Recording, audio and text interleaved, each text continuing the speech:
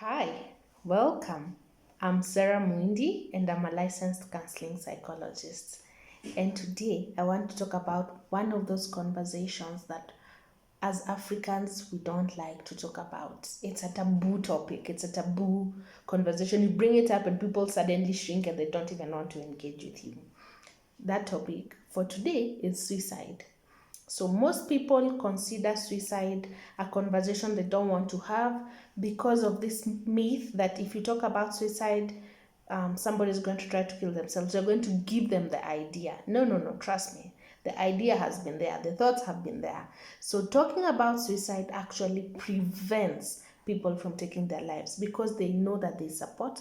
They know that there's somebody who can listen to them and can offer them support, and that the thoughts that they're having are not crazy ones. They're not so out there that there's nobody that is going to help them.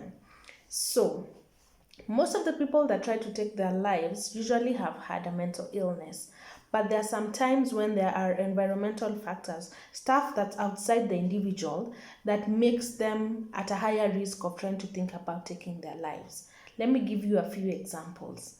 Sudden loss of either a job, sudden loss of a relationship, sudden loss of a loved one, sudden loss of a home. It brings an overwhelming sense of meaninglessness, and so an individual can try to take their lives.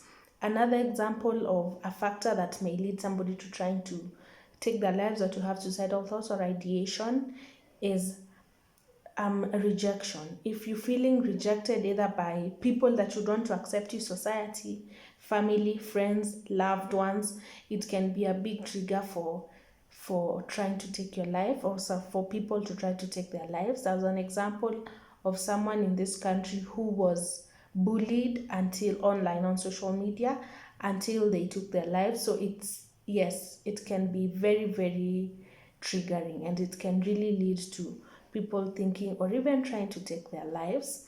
And another example that I wanted to give you is on chronic stress. So it's not generally, the progression is stress, chronic depression, suicidal behavior, but sometimes there's a lot of stress all at once, and so instead of that progression, the speedometer just goes up, and the person is completely overwhelmed and throws their hands up in the air and says, this is not worth it, this life is not worth it, I can't cope, I can't deal.